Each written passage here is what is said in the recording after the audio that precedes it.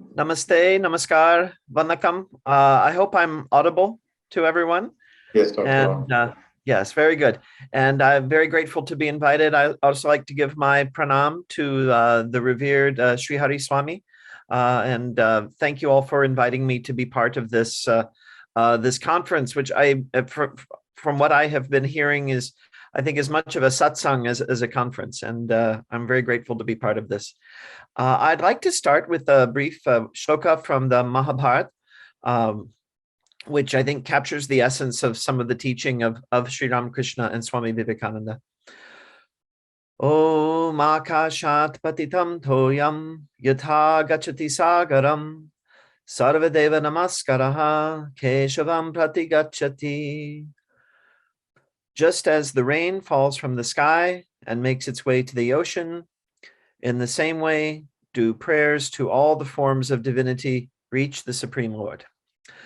So I'm grateful today to be able to speak on the theme of Bhakti, Krishna Bhakti, in the teaching of Sri Ramakrishna and Swami Vivekananda. So I would like to start sharing my screen. So hopefully you can all see my slides. I'm going to use a slideshow today. So is that, hopefully that is visible to everyone. And yes, the theme of Krishna Bhakti in the teachings of Sri Ramakrishna and Swami Vivekananda. I assume most people are familiar with these two teachers, but I don't want to assume too much. So I am going to give a brief biographical overview of both of them, and then talk about the things they had to say about Bhakti. And so we begin with the Guru, with Sri Ramakrishna, born on 18th February 1836 and left his body on 16 August 1886. Born in a village in Bengal, Kamarpukur, and he was son of a poor Brahmin family. From childhood, he displayed a tendency toward intense trance states. He would spontaneously enter into samadhi, often prompted by religious activities. The first event of this kind was, in fact, a very spontaneous experience. He was a small child of about 6 or 7 years old. He was walking across the rice field, and there were some gathering storm clouds, and he saw some geese flying in the sky, some white geese, and just the beauty of the contrast of the white geese against the dark clouds just made a very powerful impression on him, and he went into samadhi, and he was found later, and his family was very concerned about him. And it happened again a few years later during a play for the village, and it was a religious play going on, and he was playing the role of Lord Shiva. And when he took to the stage and he was dressed like Lord Shiva, he stood and he became absorbed in that consciousness and entered into samadhi. And this this ability characterized him throughout his life. And often people were concerned about him. Some people thought he had some kind of disorder, but he always came out of these experiences very blissfully and with insight. It was not sort of an ordinary losing of consciousness. It was going into a transcendental state of consciousness. At the age of 19, he received an appointment to become a priest of the goddess Kali at a temple in Dakshineshwar. This is just north of Kolkata. And initially his brother was hired there. His brother was a Sanskrit teacher, and his brother suddenly died. And Ramakrishna was left with this responsibility of taking over priesthood. And he was quite overwhelmed by this. And he believed that it would not be correct to serve as the priest of this goddess if he did not himself have a vision of this goddess, if he did not see and know that she was real. And so he began to pray with great longing for a vision of the goddess. And he was filled with yearning, filled with bhakti, right? Filled with longing. And eventually, through this practice of intense longing, he had a very powerful vision of the goddess in the form, not in her conventional iconographic form, but as waves and waves of light and love, which overwhelmed him. After this experience, he pursued a variety of sadhanas, perspectives, practices, and his aim in each was to realize God in the form of that particular sadhana. So he practiced sadhanas from several different traditions, many different sampradayas. So for the next few years, he attained samadhi again numerous times through these varied practices. And on this basis, he began to argue that all of these many paths are paths to God, paths to the same ultimate goal. So, of course, very famously, there is his vision of Ma Kali. That's really what started everything. A short time after that, a sadhu came to Dakshineshwar, and he had a little silver murti image of the baby Ram. And this was called Ramlal. And Sri Ramakrishna, with his bhakti, essentially brought Ramlal to life. He had visions of Ramlal.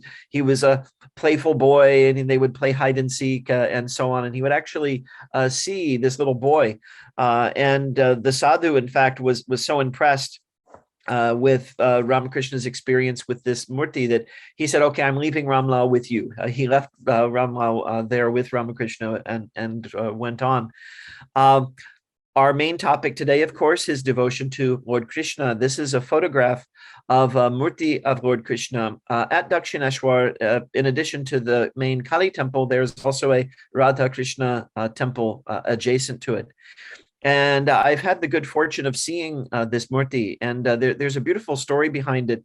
Of course, the conventional teaching in Hindu practice is that if a murti is damaged, it's no longer fit for use in worship. But this particular murti, it was damaged at a certain point. The leg was damaged. And so as the priest, people came to Ramakrishna and said, "What should we do? Because we have this beautiful murti, but it's damaged now. And the tradition says we should dispose of it. But what do you think?" And he said something very beautiful. When Ramakrishna would practice bhakti, these murtis and images, for him, they would come to life. They weren't simply objects of stone. They were the means through which the divine reality appeared to him. And he said, "If your brother broke his leg, would you throw him away?"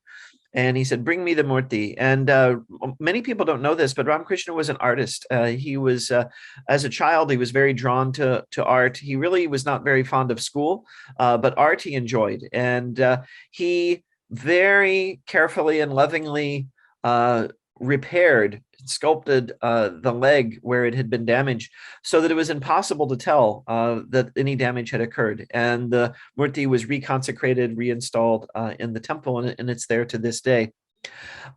He also practiced tantric sadhanas under a female guru called the Bhairavi Brahmani. He followed the path of Advaita Vedanta under a wandering sadhu named Totapuri. We have a photograph here of Totapuri. He also practiced in Islamic sadhana, interestingly, until he had a vision of the Prophet Muhammad, and similarly a Christian sadhana, and he had a vision, a samadhi, where he experienced Jesus. And so he saw all of these paths as ways to reach the divine reality. So this pluralism, this idea of many paths, is foundational to his teaching. Very famous quote from Sri Ramakrishna. He said, "I've practiced all the religions, Hinduism, Islam, Christianity. I followed the paths of the different Hindu sects, and have found that it is the same God toward whom all are directing their steps, though along different paths. The substance is one under different names, and everyone is seeking the same substance. Only climate, temperament, and name create differences. Let each man follow his own path. If he sincerely and ardently wishes to know God, peace be unto him, he will surely realize him." And in fact, I want to underscore these last three sentences. Let each man follow his own path. If he sincerely and ardently wishes to know God, peace be unto him, he will surely realize him. For Sri Ramakrishna, the key thing is the desire to know God. In order to have God realization, one must want God more than anything else. One must want only God and want God with one's whole being. This is the essence of bhakti. So for Ramakrishna, though he talks of many paths, we'll see that in his teaching, what you can see is there's this deeper thread of bhakti, that whatever form one's bhakti takes, bhakti is the essential thing, that this longing for God is what has to be present in order for any practice to be effective. See, he said in another passage from his teachings, he says, once some blind men chanced to come near an animal that someone told them was an elephant. They were asked what the elephant was like. The blind men began to feel its body. One of them said the elephant was like a pillar. He had touched only its leg. Another said it was like a winnowing fan. He had touched only its ear. In this way, the others, having touched its tail or belly, gave their different versions of the elephant. Just so, a man who has seen only one aspect of God limits God to that alone. It is his conviction that God cannot be anything else. So this is another very important part of Ramakrishna's teaching. Bhakti is the important thing, not how we necessarily conceptualize of that experience. We think about it in many ways. Our understandings are varied, and that is all fine, right? These are all the vehicles through which we attain God, but the fuel of that vehicle, what makes it reach its goal, is bhakti. Sri Ramakrishna taught a distinctive form of Vedanta. Recently, scholars have begun to call this Vijnana Vedanta. It's a state, Vijnana is a state beyond the non-dualistic realization in which one perceives that the divine reality has become all things. In fact, it has many similarities with the Achintya Bheda Veda teaching of Sri Chaitanya Mahaprabhu, that it is not simply one or many, it is, in a sense, both. And there is no way we can actually, in any final way, verbally or logically conceptualize this. That which is realized as Brahman, Ramakrishna says, through the eliminating process of not this, that is the famous Neti Neti teaching in the Upanishads. In the objects of our common dualistic experience, these are eliminated. What is left over is then found to have become the universe and all its living beings. The Vijnani sees that the reality which is nirguna, beyond limiting qualities, is also saguna, possessed of qualities. Those who realize Brahman and Samadhi find that it is Brahman that has become the universe and its living beings. This is known as Vijnana. So this is the core metaphysical part of Ramakrishna's teaching. Now, what is the role of bhakti in his teaching? What does he say explicitly about it? Again, bhakti in the teaching of Sri Ramakrishna is absolutely essential to reaching the highest realization, the realization of the infinite reality. This is not possible without bhakti, according to Sri Ramakrishna. In the Sri Ramakrishna Kathamrita, the text from which I've been quoting, translated by Swami Vivekananda as the Gospel of Sri Ramakrishna, he speaks frequently of Lord Krishna and the importance of devotion to him. In fact, there's so many references, I'm not able to include them all in my presentation. I've picked a few that really get to the heart of Ramakrishna's teaching. Ramakrishna says, Chaitanya used to shed tears of joy at the very mention of Krishna's name. God alone is the real substance. All else is illusory. Man can realize God if he wants to, but he madly craves the enjoyment of lust and greed. Ramakrishna says, Bhakti is the one essential thing. Who can ever know God through reasoning? I want love of God. What do I care about knowing his infinite glories? One bottle of wine makes me drunk, he says. What do I care about knowing how many gallons there are in the grog shop? One jar of water is enough to quench my thirst. I don't need to know the amount of water there is on earth. And so Ramakrishna did not have a lot of patience for the process of arguing and debating philosophically about the details of our philosophical understanding of reality. He wanted to have the experience. And so for him, bhakti really is what mattered most. He wanted to have that experience, that complete absorption, right? That love which drives one to tears. This is what Ramakrishna says is really most essential.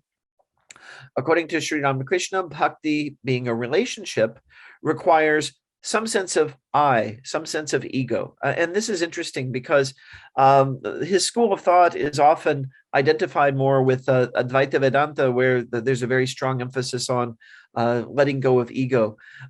In bhakti, the idea is to purify the ego so that it becomes a pure vessel for bhakti, for pure love.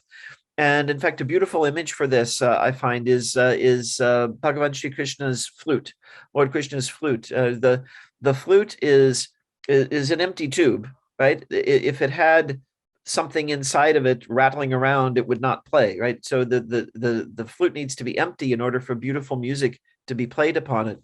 In the same way, we need to empty ourselves of egotism, empty ourselves of selfishness, selfish desires, attachments, and then Bhagavan can play beautiful music through us, right? So the ego becomes purified.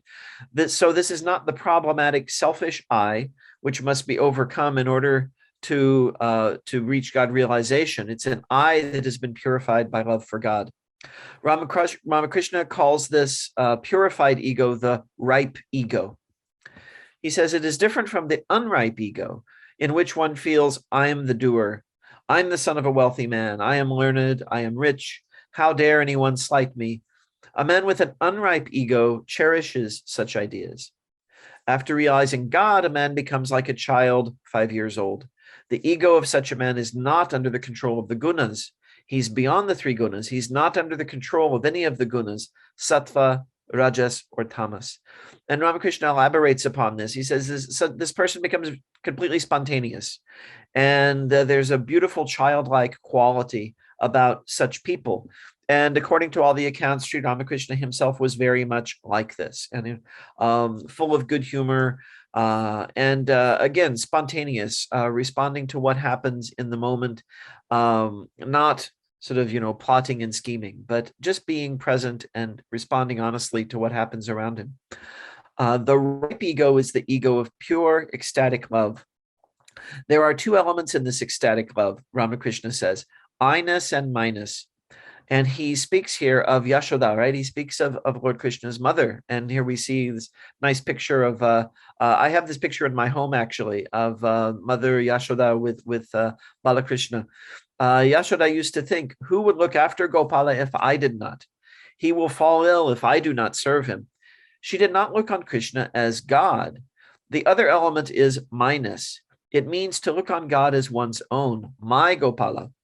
Uddhava said to Yashoda, Mother, your Krishna is God himself. He is the Lord of the universe and not a common human being. Oh, exclaimed Yashoda, I'm not asking you about your Lord of the universe. I want to know how my Gopala fares, not the Lord of the universe, but my Gopala. So you see what she's expressing here, that instead of this sort of abstract idea of this majestic Lord of the universe, something that may be very awe-inspiring, it's this very intimate love of the mother for her child. This is the real essence of bhakti that Ramakrishna is talking about here. It is, again, a love that's spontaneous, that's natural, and that is not an effect of some philosophical conclusion. It comes from a very deep place, the deepest place in the heart. In the Bhagavad Gita, Lord Krishna teaches Arjuna that both the path of bhakti and the path of jnana, or knowledge, lead to him, but that the path of knowledge is the more difficult path. In the Gita, it says, those who set their hearts on me with unfailing devotion and faith are the more established in yoga. As for those who seek the transcendental reality without name, without form, contemplating the unmanifested beyond the reach of thought and feeling, with their senses subdued and mind serene and striving for the good of all beings, they too will certainly reach me. Yet hazardous and slow is the path to the unmanifested, and difficult for embodied beings to follow. So Sri Ramakrishna echoes this teaching of the Gita. This is found in the 12th chapter of the Gita, where Krishna is explaining Bhakti Yoga to Arjuna. And it's not saying that those who pursue this more abstract path of knowledge, it's not that they won't eventually reach the goal. It's not that they're bad or wrong, but that's a very hard path. And this path of bhakti is much more spontaneous and much more natural for us emotional living beings. So Sri Ramakrishna says both negation, that's what he means by jnana yoga. He's thinking of the neti process of jnana yoga, and affirmation, bhakti yoga. These are ways to realize one and the same goal. Infinite are the opinions and infinite are the ways. But you must remember one thing, right? He wants to emphasize this very strongly. The injunction is that the path of devotion described by Narada in the Narada Bhakti Sutras is best suited to the Kali Yuga, the present age. So in other words, yes, this ideal of jnana is there, but really for most people today, bhakti is recommended. According to this path, first comes bhakti, then bhava, when bhakti is mature. Higher than bhava are mahabhava and prema. These are the stages of ever increasing love for Krishna and ever greater intimacy with the Lord. An ordinary mortal does not attain mahabhava and prema, right? This takes a very long time. He who has achieved these has realized the goal, that is to say, has attained God. Ramakrishna also suggests that the knowledge of one who has renounced all attachment to worldly things, this knowledge will actually lead to bhakti, right? It's not that knowledge and bhakti are two separate things. At an early stage, maybe, but these converge. Ramakrishna says one should yearn for God as the calf, or as the cow with the yearning heart runs after its calf. Add tears to your yearning, right? This is a powerful emotion. This is something that brings us tears. And if you can renounce everything through discernment, viveka, and dispassion, then you will be able to see God. That yearning brings about God intoxication, whether you follow the path of knowledge or the path of devotion. The sage Durvasa was mad with the knowledge of God, he says. So they both lead to ultimately to this ecstatic state. When he speaks of knowledge here, Sri Ramakrishna is not talking about ordinary knowledge, like the knowledge of the householder, but the knowledge of a true sannyasi. And sannyasi can mean someone who is renounced in the formal sense, but it's really talking about a state of being, a state of consciousness. And so Ramakrishna compares, our ordinary knowledge with this true sannyasi knowledge. He says there's a great deal of difference between the knowledge of a householder and that of an all-renouncing sannyasi. The householder's knowledge is like the light of a lamp, which illumines only the inside of a room. He cannot see anything with the help of such knowledge except his own body and his immediate family. And that's how most of us are, right? We're aware of this body. We're aware of our home, those who are close to us, our work, and then our knowledge begins to diminish. But the knowledge of the all-renouncing monk is like the light of the sun. Through that light, he can see both inside and outside the room. Chaitanya Deva's knowledge had the brilliance of the sun of knowledge. Further, he radiated the soothing light of the moon of devotion. He was endowed with both the knowledge of Brahman and the ecstatic love of God. So those are the core teachings of Sri Ramakrishna on bhakti. So to recapitulate, bhakti is essential. It is not contrary to the path of knowledge. In fact, they ultimately lead to the same path, but it's the path of the same goal, but it's the path of bhakti that is recommended for our age today as the way that is less hazardous, more sure, and more certain. So we turn now to Sri Ramakrishna's most famous student, Swami Vivekananda.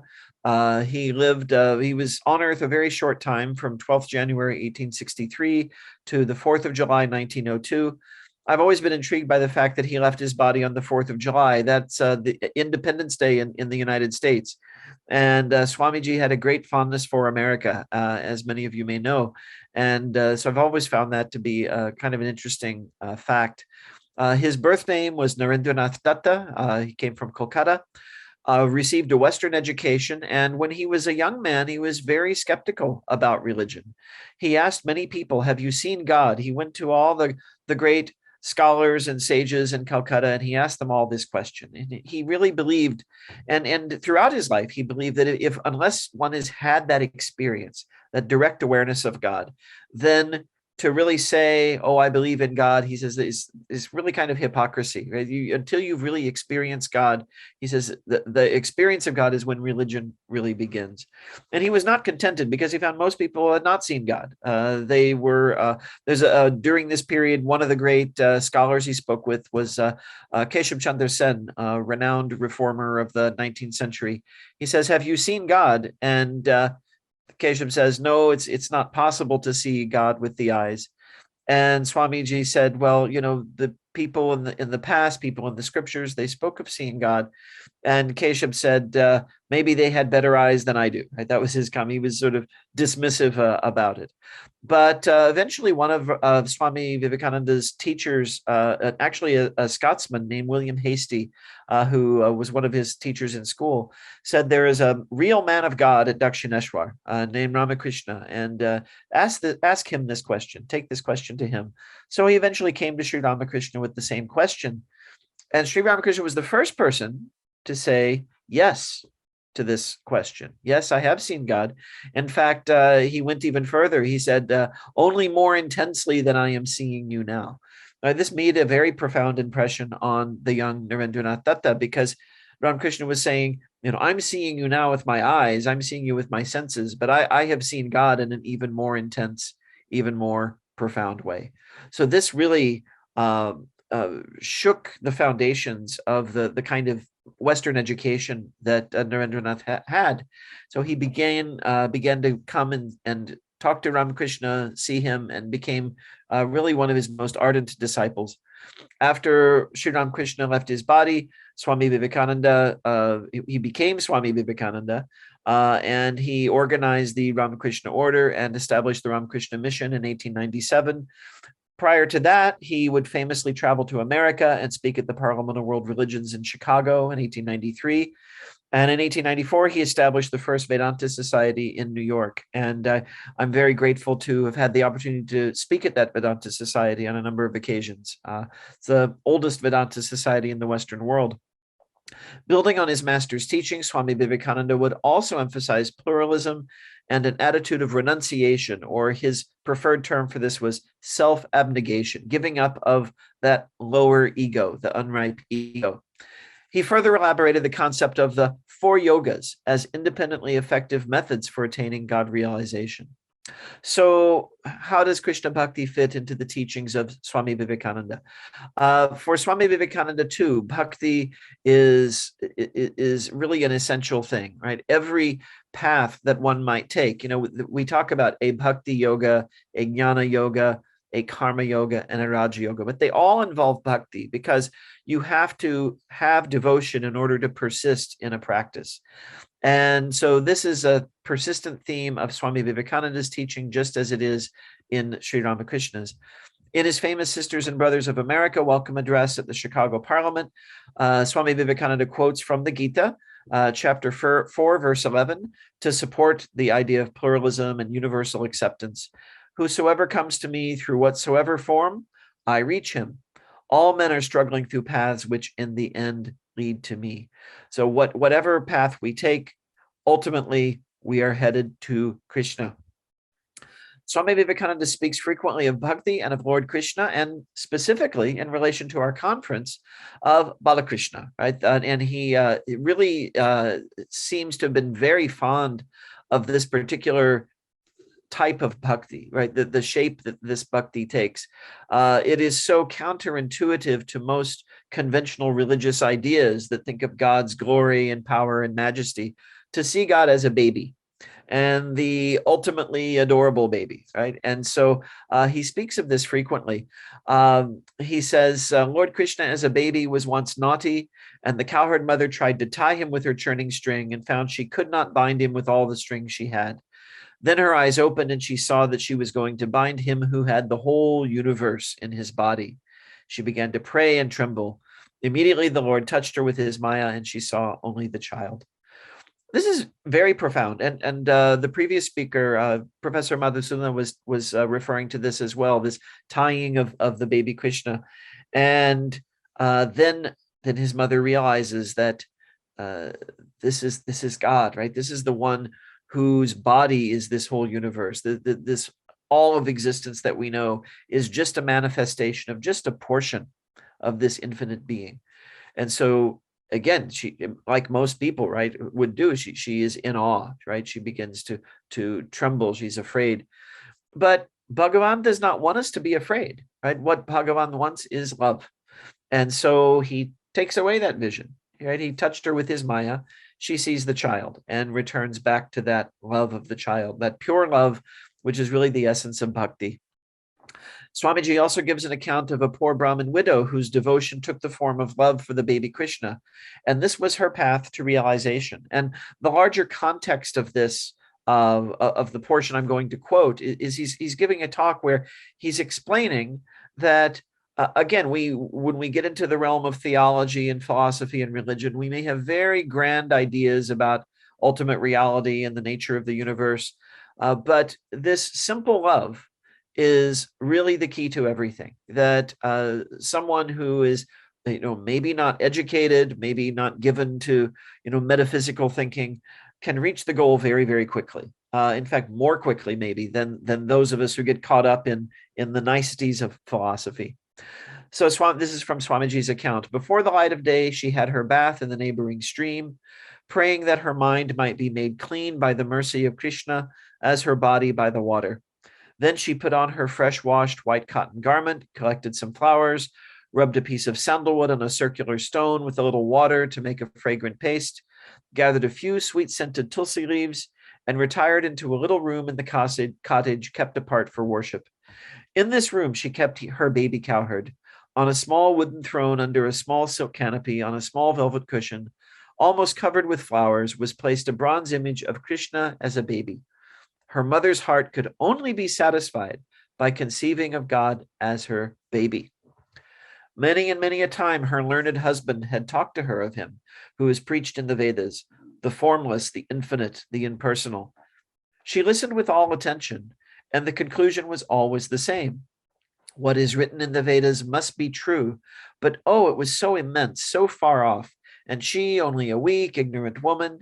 And then it was also written, in whatsoever form one seeks me, I reach him in that form, for all mankind are but following the paths I laid down for them. And that was enough. She wanted to know no more. And there she was. All of the devotion, of faith, of love her heart was capable of was there in Krishna, the baby cowherd, and all that heart entwined around the visible cowherd, this little bronze image. Swami Vivekananda also explains that the idea of the divine child is only possible in religious traditions that affirm the idea of divine incarnation. There are traditions that say, God is so majestic, God is beyond all form. What is this nonsense talking about God as a baby? But for traditions that teach that God can take any form, God can take a human form.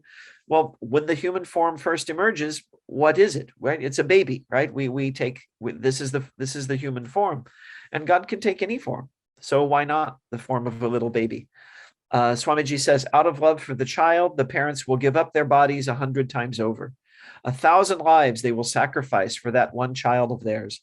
And therefore, God is loved as a child, right? This is the greatest love a parent can have. So this is the best image for loving God, if one wants to bring out that quality of love. This idea of loving God as a child comes into existence and grows naturally among those religious sects which believe in the incarnation of God. The Christian and the Hindu can realize it easily because they have the baby Jesus and the baby Krishna. The women in India often look upon themselves as Krishna's mother. Christian mothers also may take up the idea that they are Christ's mothers, and it will bring to the West the knowledge of God's divine motherhood, which they so much need. The superstitions of awe and reverence in relation to God are deeply rooted in the heart of our hearts, and it takes long years to sink entirely in love our ideas of reverence and veneration, of awe and majesty and glory with regard to God. This is a very profound statement, actually. Many of Swamiji's statements seem very simple on the surface, but there are several layers of depth here. He uses his word superstition to refer to awe and reverence in relation to God. Now, interestingly, our conventional ideas of religion generally involve awe and reverence in relation to God. But Swamiji doesn't dignify that with the word religion. He calls it superstition, right? This is a negative term. It means something that we believe irrationally. And it needs to be transcended. And by what? By love. And he says it takes many years to sink in love these ideas of reverence and veneration, awe and majesty and glory, that we start maybe with those ideas in the beginning. But as our love grows, as our bhakti grows, it's these ideas, it's like something that's been immersed in the Ganga, right? It's sort of, it's taken off and carried away, and love is what remains. According to Swami Vivekananda, an essential prerequisite for bhakti is purity, not only external, but primarily internal. External is important. It helps support the internal, but the internal is what really matters. Swamiji says purity is absolutely the basic work, the bedrock upon which the whole bhakti building rests. Cleansing the external body and discriminating with food are both easy, But without internal cleanliness and purity, these external observances are of no value whatsoever.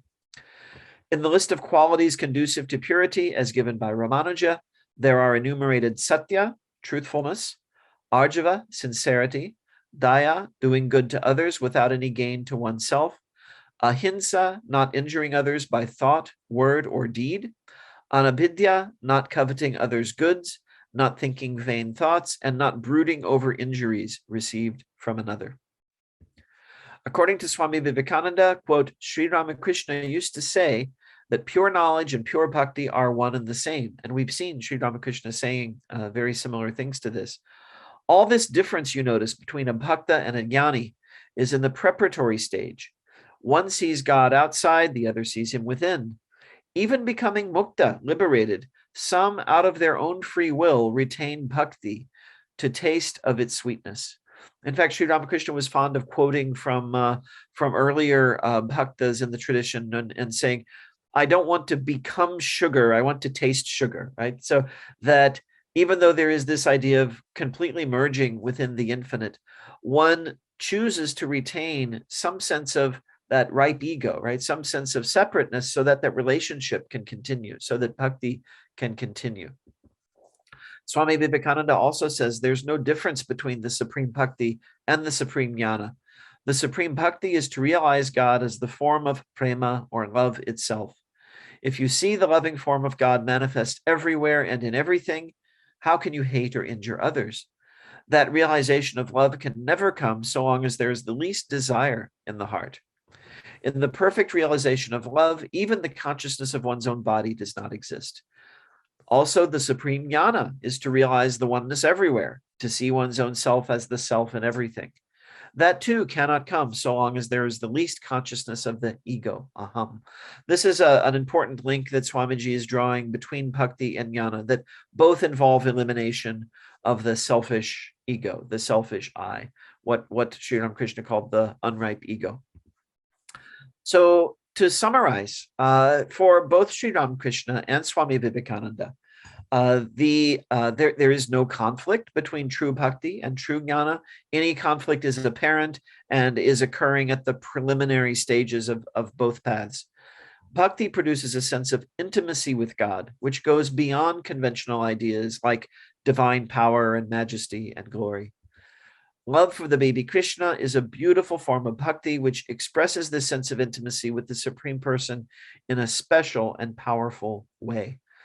And so, Jai Shri Krishna, I'm again grateful to have had the opportunity to participate in this gathering. And I'll now, I think I've reached my time limit or probably exceeded it.